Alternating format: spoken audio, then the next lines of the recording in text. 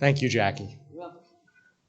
Welcome to the Treasure Coast Unitarian Universalist congregation in Stuart, Florida. Today is December 5th, 2021. My name is John Morn, and I am the worship associate today. We are a welcoming congregation. We welcome people of all gender identities, races, ages, and backgrounds. It is wonderful to see all of our vaccinated members in the sanctuary. We're also on YouTube Live. To be put on our mailing list or to find out more information about us, go to our website at tcuuc.org. You'll get announcements in our Friday online newsletter. Visitors, if you are comfortable, please step up to the microphone and introduce yourself. You probably have noticed that there are some poinsettias here. I'm not sure if we're supposed to pronounce that poinsettias or poinsettias, but that's the way it's spelled. And these are in memory of members of the church. They brought these here, and if you'd like to participate in that, please feel free to do that. It'll enhance this area during the Christmas holiday season. Join us. These are the announcements. Join us the 1st and 3rd, and when there's a 5th, Tuesdays at Stuart Veterans Memorial Park downtown at noon for our brown bag lunch, where members of the congregation get together and have a nice time. And a big thanks to those who helped with the service today. Of course, Jackie Robbins with the music, our greeters and ushers, and our host, Karina Poloni, and our tech wizard, Chris McGann, who helped set up all of this so we could do it in the time of COVID. After the service, we will have water and cookies in the narthex. And now we're going to light the chalice. This flame and this chalice remind us to love our earth and our fellow travelers. In our brief time, cherish the light, the comfort, and let it shine through. My opening words are a poem by Mary Oliver called Starlings and Winter. And those of you who were in the book club this may be reminiscent. Chunky and noisy, but with stars in their black wings, they spring from the telephone wire, and instantly they are acrobats in the freezing wind. And now, in the theater of air, they swing over buildings, dipping and rising. They float like one stippled star that opens, becomes for a moment fragmented, and then closes again. And you watch and you try, but you simply can't imagine how they do it. With no articulated instruction, no pause, only the silent confirmation that they are this notable thing, this wheel of many parts that can rise and spin over and over again, full of gorgeous life. Ah, world, what lessons you prepare for us, even in the leafless winter, even in the ashy city. I am thinking now of grief and of getting past it. I feel my boots trying to leave the ground. I feel my heart pumping hard. I want to think again of dangerous and noble things. I want to be light and frolicsome. I want to be improbable, beautiful, and afraid of nothing. as though I had wings. Our first hymn is Come Sing a Song With Me, hymn number 346.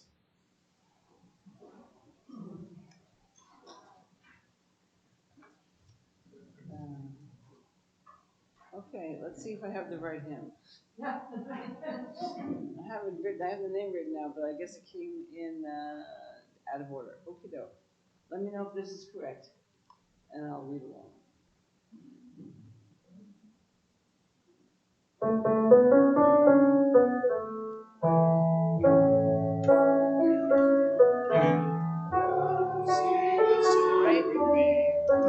Sing a song with me that I may know your mind. Wherever you go, we know his heart divine. And I'll sing a song about your winter time.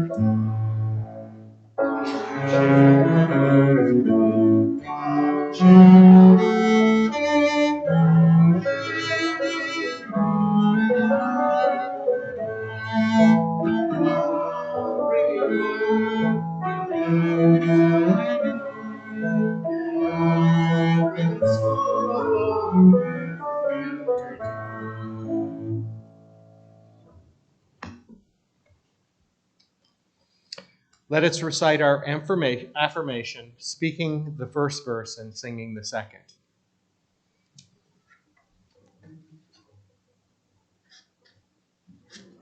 Love is the spirit of this church, and service is its law. This is our great covenant, to dwell together in peace, to seek the truth in love, and to help one another.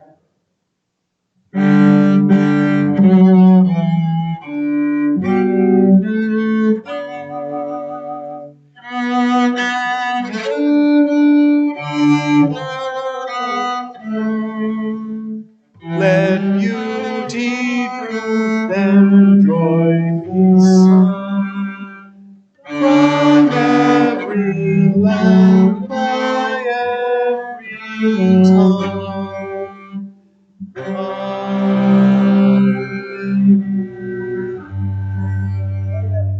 We need to sing that one more time. Okay, dokie. Okay. You want the intro? Sorry, sometimes Yeah. the piano player plays an intro, Yeah. so I get a little bit. I'll play an intro. Okay. Sorry. There we go. Above and well below the skies, let faith and hope and love arise. Let beauty, truth, and good be sung from every land, by every tongue.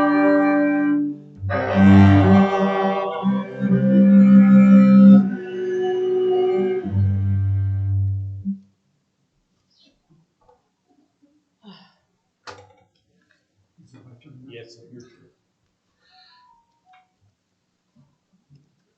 These are the moments when we share matters of joy and sorrow. It is our way of knowing more about each other and supporting each other. We ask that your joys and sorrows be personal and be brief. Did I mention personal and brief? We'd like to know about you, and we'd like you to come to the mic and share such, and then move a stone for your joy or concern. Pat, go ahead.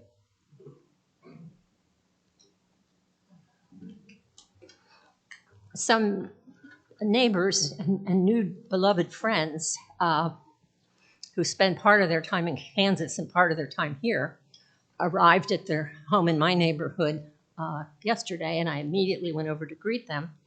And she excused herself to say that she just needed to use the bathroom for just 1 minute, and she was so sorry. So she came back with a pink T-shirt on that said, "Once you are done reading all the words on this T-shirt, you will find out that I am pregnant." Well, this is the most wonderful thing. This woman is 44 years old and has been told her entire adult life she couldn't have children. She is ecstatic. And then they gave me a present, and it's a little bracelet with a locket on it that says, "Will you be an honorary grandma?" Which is so important because my poinsettia is in honor of my dearly departed, only ever to have in the world grandson who was killed last year. A stone, Pat? Yeah. Anyone else? Pam?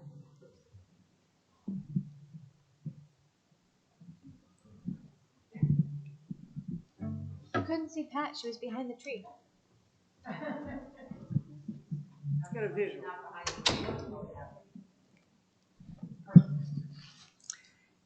My name is Pam Corbin. I would like to tell you how extraordinarily proud I am of the members of this church.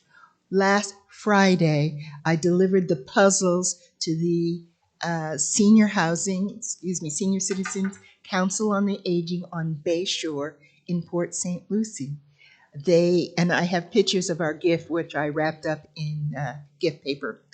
I brought puzzles, but also Judith and Dave. Hi. They brought puzzles. Would you give them a smile if you can?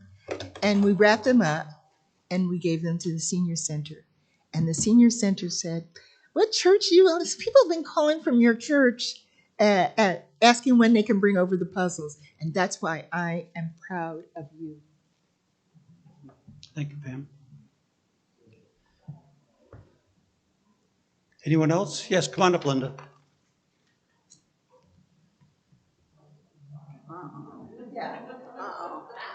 Okay, so to be brief, I broke my wrist really bad.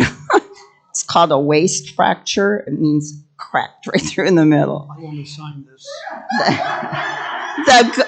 The good news is, the doctor is that I have to give a thumbs up to everything. And the other good news is, even though I went backwards and hit my head on the cement, the CAT scan looked good. There was nothing, and I fell on my hip, and I didn't break anything else. That when I told the doctor it could have been worse, he said, "Are you kidding?" He said, "That's the worst fracture you could do to your hand." Well, I was thinking about other parts of my body. So anyway, I will probably have to have surgery. I declined the surgery because I don't want to stop the blood thinners, but I think it's necessary.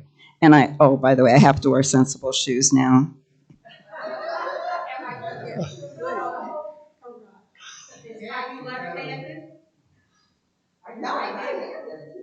How easy is that? Anyone else? Challenge.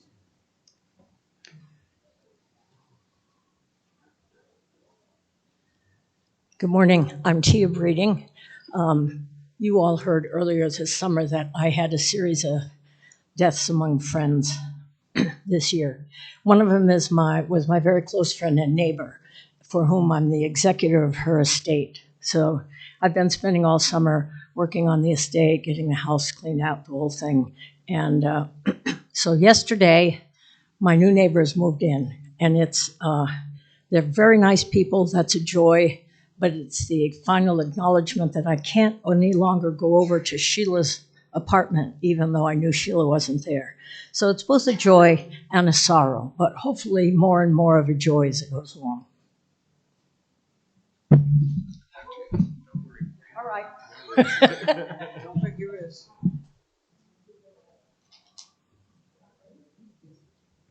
Does anyone else want to come up carefully and speak in the mic?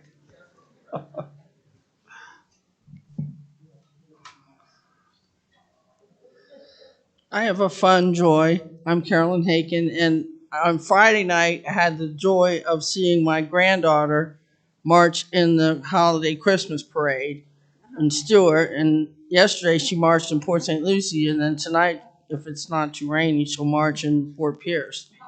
But she's getting her walking in, and we also had the pleasure of working with our grandson yesterday on his very complicated project. If you're interested, I'll tell you about it later.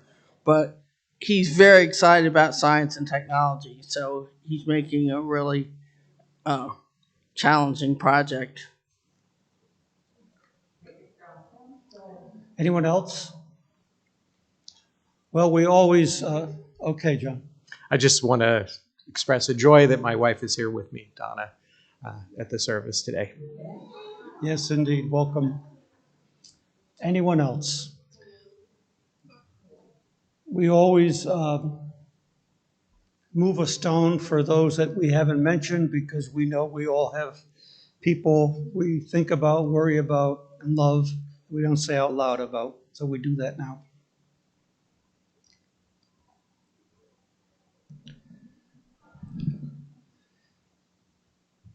This meditation is from the back of the hymnal by Max A. Coots. When love is felt or fear is known, when holidays and holy days and such times come, when anniversaries arrive by calendar or consciousness, when seasons come as seasons do, old and known, but somehow new, when lives are born or people die, when something sacred sensed in soil or sky, mark the time. Respond with thought or prayer or smile or grief. Let nothing slip between the fingers of the mind. For all of these are holy things we will not, cannot find again. Max A. Coots.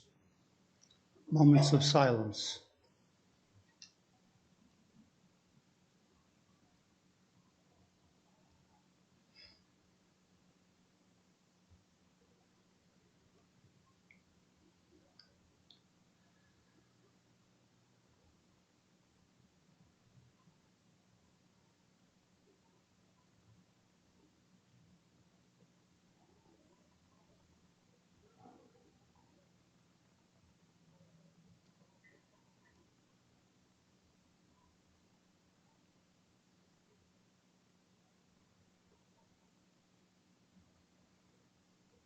And now, in place of Spirit of Life, John will sing and Jackie will accompany. But first, John will tell us why this song comes to mind.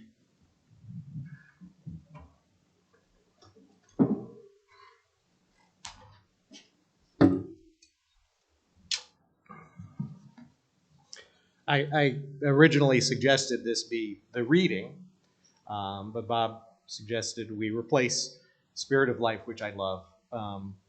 So that's what we're doing. And where's my notes about this? Okay.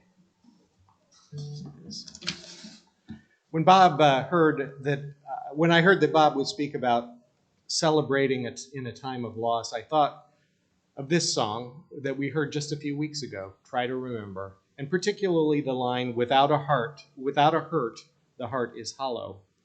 Like all great songs, this one has words and music that seem destined for one another. I invite you to listen to the melody and harmony and to notice how the music deepens the emotional resonance of the song.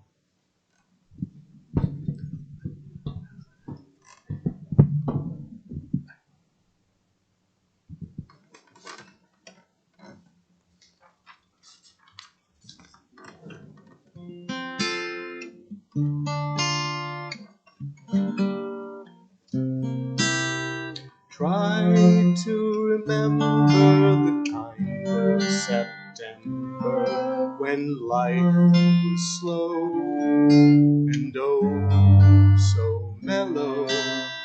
Try to remember the kind of September when grass was green and grain was yellow. Try to remember the kind of September when you were a tender and callow fellow. Try to remember, and if you remember, then follow.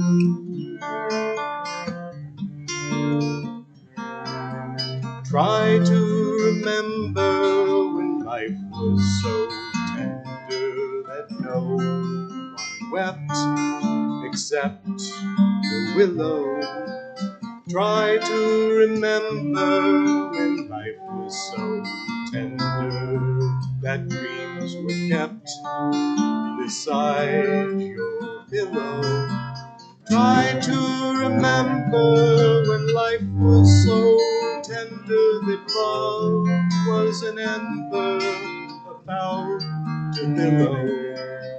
Try to remember, and if you remember, then follow.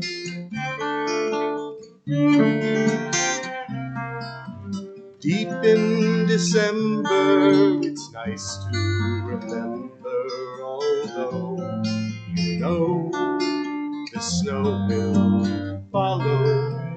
Deep in December, it's nice to remember, without the hurt, the heart is hollow.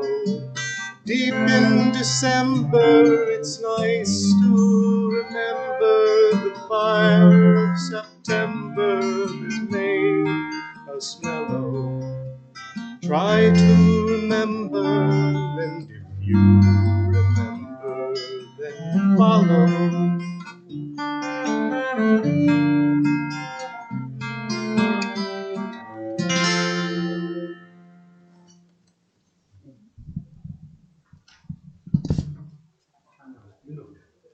Thank you both very much.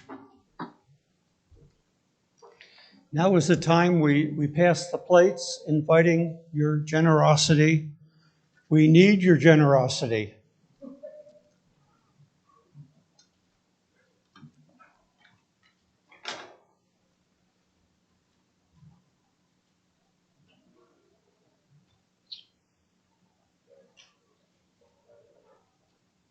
This is Vivaldi.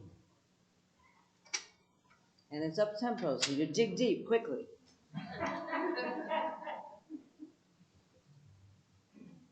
Vivaldi. 2, 1, 2, 3.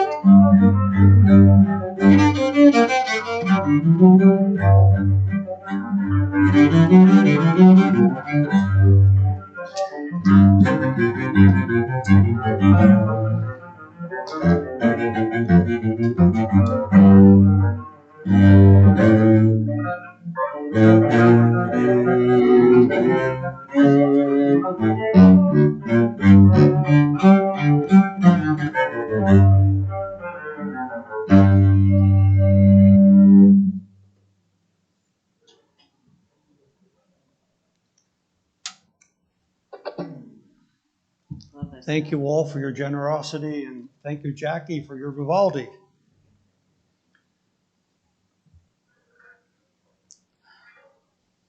How can we not call this time a time of loss and dread and fear? If you sneeze from a nose tickle or cough from a throat tickle, you wonder, do I need to be tested? Not just new variants, but the world's unvaccinated and our country's unvaccinated and our own communities unvaccinated. And you can't make us leaders. And not only COVID is not far from history, but opioid deaths, 100,000 the past year. Wow. How can we not call this a time of loss and dread and live with any kind of carefree spirit, which, remember, we once used to?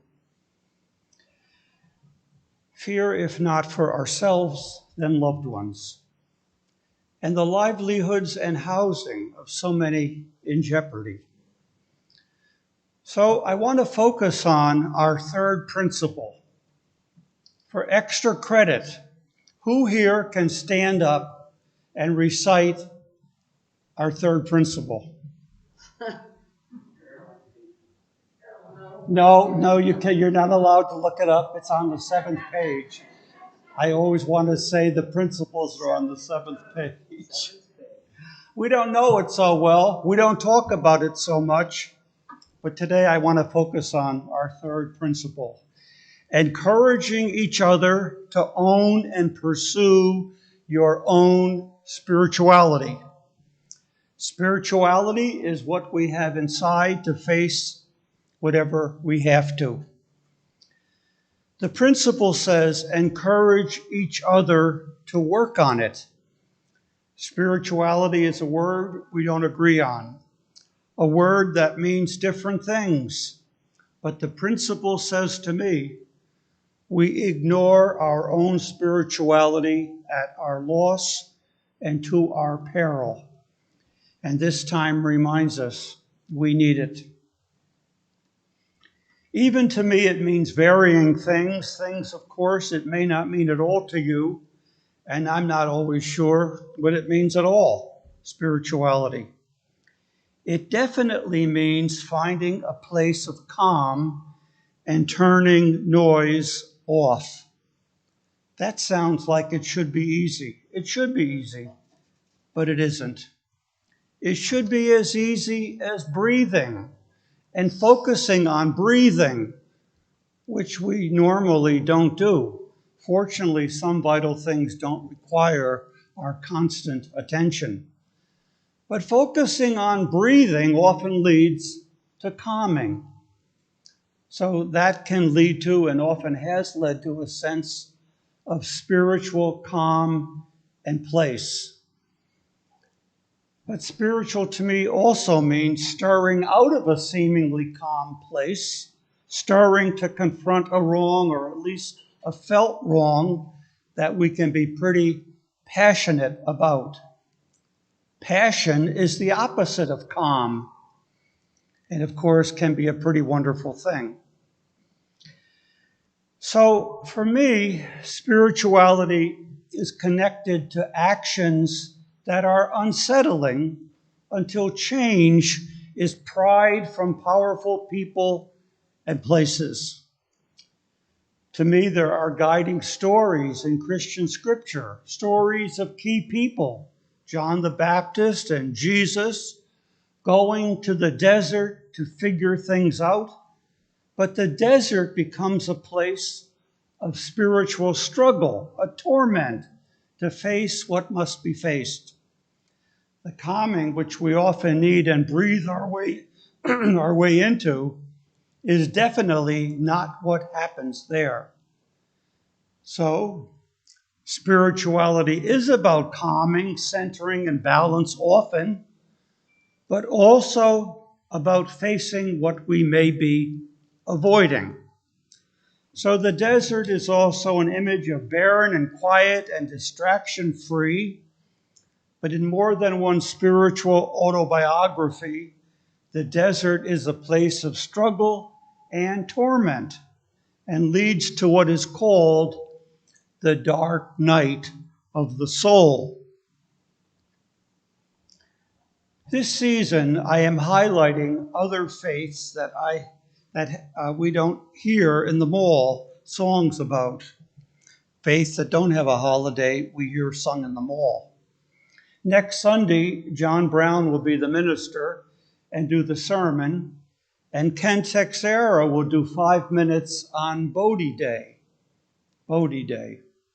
a Buddhist celebration of their founder's time under that tree, awaiting enlightenment. Today, I want to at least reference Native Americans who have rich traditions in spirituality. We have some representatives of that in the back of our hymnal. So I found a short video of an Osage leader in Tulsa explaining his native traditions of blessing. He's actually blessing an arena and his workers who will manage the tribe's event there.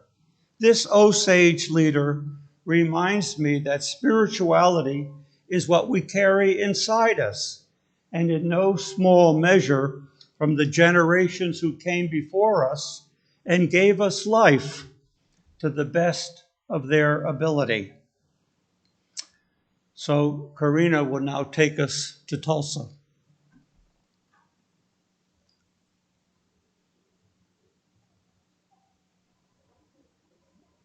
Ladies and gentlemen, for so many decades, our Minerals Council has played an absolute major role in this nation.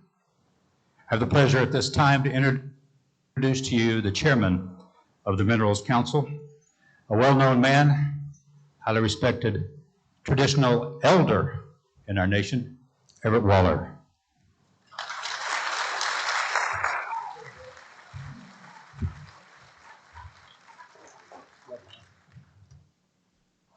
Wakanda awati zani wajaji nikonjia Nika paki zanzoli wanaji I'm from Harmony, Zanzoli District.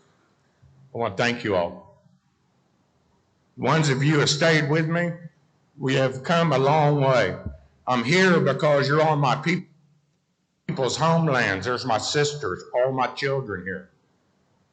This is Opantonka country, Monjonka'a. We killed them in piles to keep this. We've been here 300 years.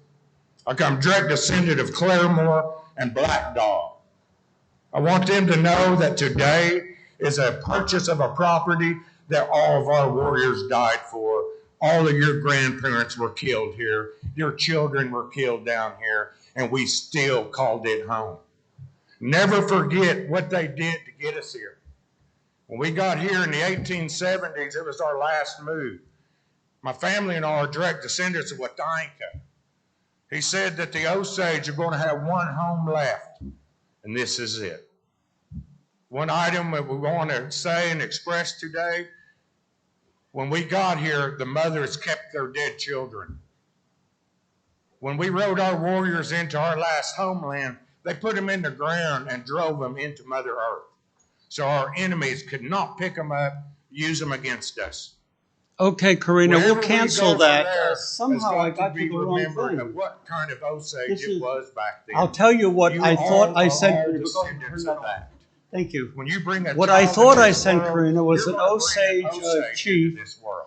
blessing an arena where he was going to be holding an event. I don't know what this is. but what I meant, and what you may get to see one of these days, is this man shaking incense. And I thought, well, that's interesting. He cleanses the place using incense, which reminds me of other traditions that use incense. And he explained it in a really interesting way. And he also explained how the spirit of the generations before him carried him and carried his folks into that arena. And I thought it was touching, and a touching reminder how alike many religions are. But this was a different Osage experience. Okay. Where was I? The third. No, I know where I was. Because I'm trying to catch up wherever I can on my ignorance about nearly all things Native American. Some other day I'll catch up on my ignorance about all things tech, but now it's things Native American. I was anxious to watch the Lisa Ling series last Sunday night, CNN, her This Is Life series. Her title for the episode last Sunday night was something like Attempt to Wipe Out Osage Nation. So with a bit of trepidation, I anticipated it will hurt, but the truth must be told. Turns out the Osage tribes in Oklahoma 100 years ago had wealth, great oil wealth. They built mansions and hired Caucasian servants. But a number of Osage people with wealth died, young people died mysteriously. And it was found that Caucasians married into the tribes for the purpose of poisoning the people they married to blatantly take their oil-rich lands. And the name of J. Edgar Hoover was in it, and I feared again, oh no. But to his credit, in this story, Hoover saw to some of the prosecutions and convictions of the killers who married into Osage tribes. Now, I hope you'll forgive me, but I have to segue to a Hoover story that I find so utterly fascinating that I have to tell it. For me, spirituality is not what we got from Rod Serling. I remember years ago I brought up Rod Serling's Twilight Zone, and I had the pianist primed to play the Twilight Zone theme. Some of you remember that? I was going to say, is this a long enough notice, Jackie? The Twilight. Anyhow, you know it, you remember it. So it's not what we got from Serling, for me anyway, spirituality, and it's not what we got from Cecil B. DeMille, his stab at a burning bush. In other words, the idea of spirituality as another world breaking into ours. For me, spirituality is not about escaping to another realm, but is all wrapped up with what we do about ours, especially when we know what others are doing in our name.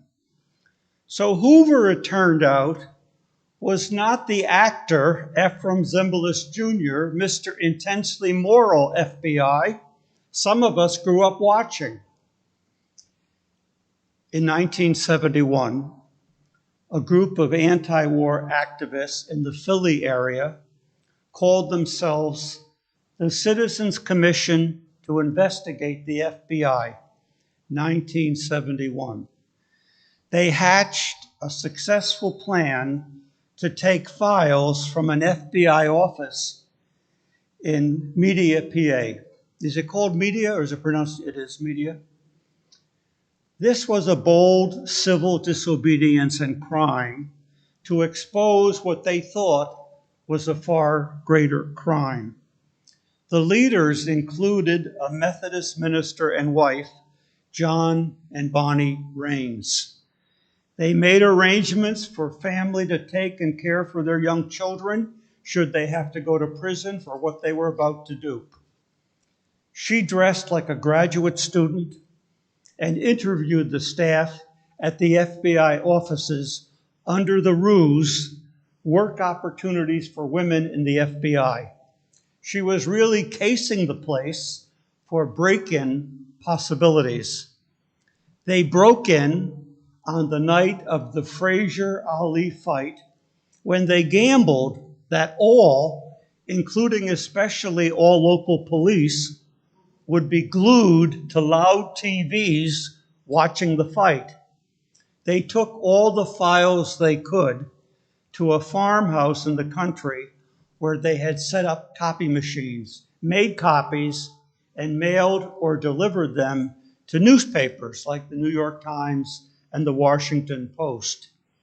They had proof Hoover was running a program called COINTEL, counterintelligence against war protesters, against civil rights leaders. He had bugged the motel rooms and the phones of Dr. King, hoping to discredit him.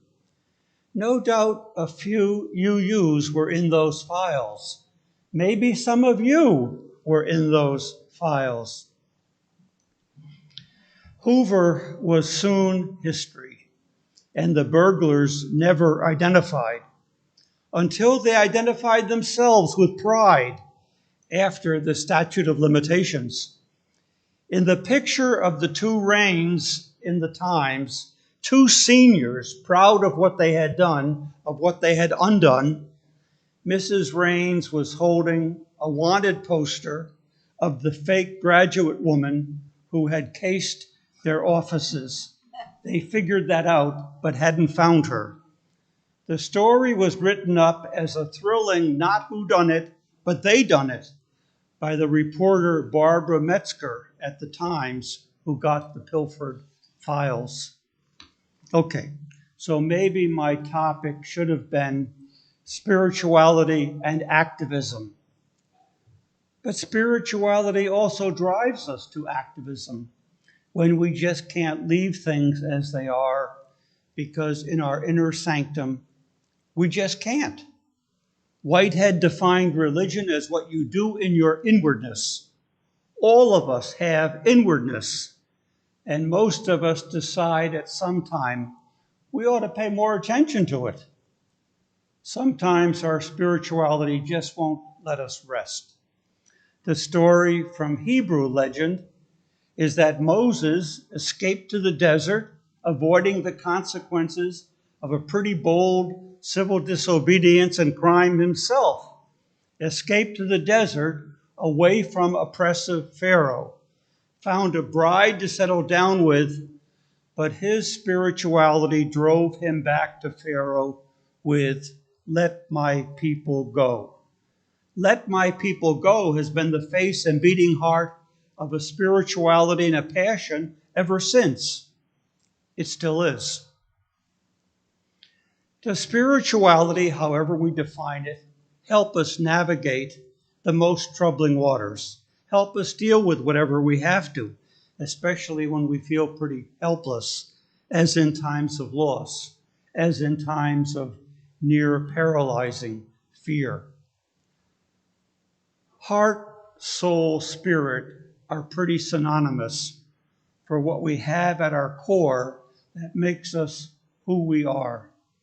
Most of us have known the aching that comes from a death we weren't expecting, the death of a loved one, the death of a relationship. All of a sudden, black hole means more than a phenomenon in space, or at least moves from outer space to inner space. What we need in those drawn out agonies is someone who will remind us that we will go on, that we are hurting because we have loved, and love lasts longer than hurting. The holidays, Thanksgiving to New Year's, are notorious for bringing back the memories of losses. But they also bring back the memories of people who cradled us, held us, and got us going, and kept us going, and in some inner place are still at it. Spirit is a many-faceted thing. It stirs us so serendipitously, like a beauty in nature that was always there, but somehow got our attention. Or a beauty in art, like Mona Lisa's gaze. Who's gazing? She or we can't help it. Or a need in us, or a need in others that won't let us forget. It has the power to make us feel pretty complete. And it has the power to make us feel totally undone. Such is the mix we are.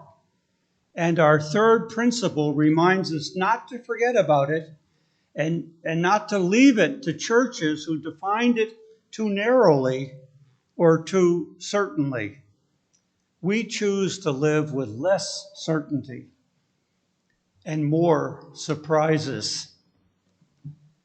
In our worship service, we have plenty of surprises, do we not? Now this next one, this last hymn, This Old World, 315. I was going to ask you, Jackie, is this going to be easy for us to sing? If you don't know how to read, I'll play the melody along and then it'll be easier. Okay, I really want you to pay attention to the words. So if you don't sing and just read the words, that's okay too. Whatever. And this is, wait. I have the wrong page. Oh, here it is. 315. 315, This Old World. Yes. Okay, you ready?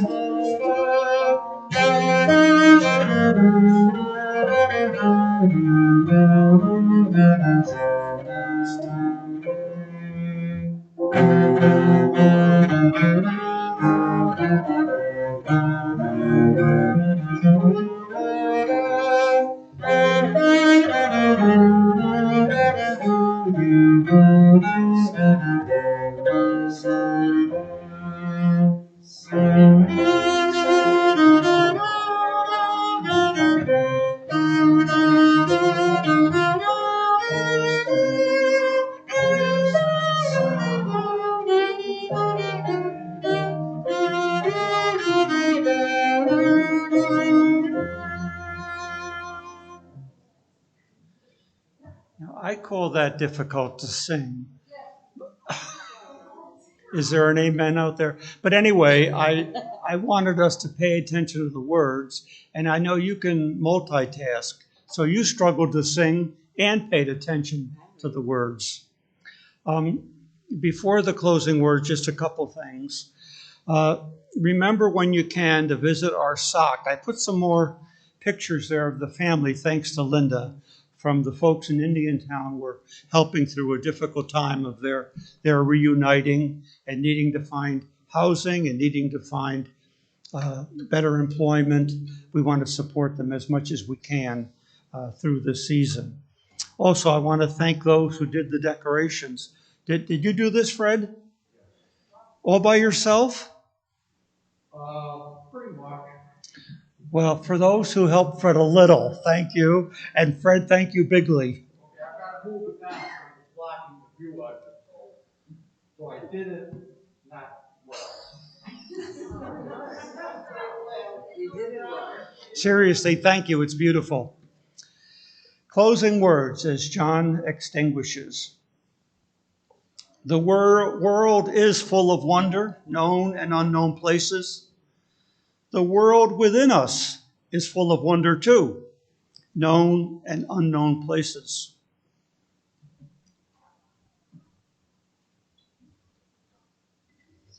This is another movement of the solo suites that Johann Sebastian Bach wrote. And people inform me that when it's dreary out, they like up-tempo pieces. So rather than a sonorous cello piece, you will be getting just plain beauty.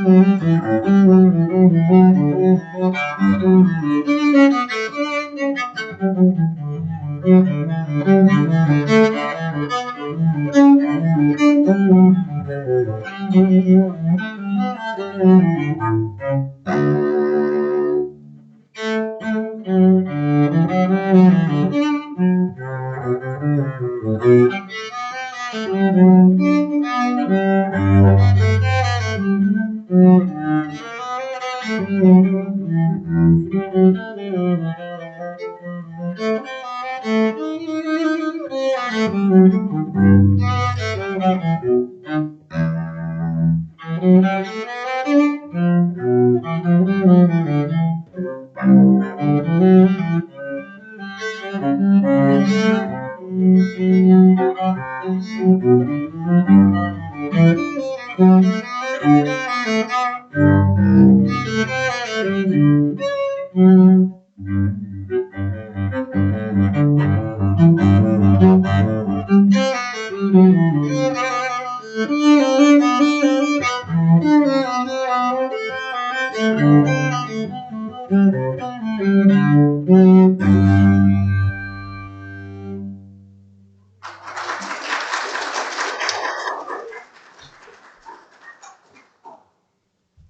just pour it around.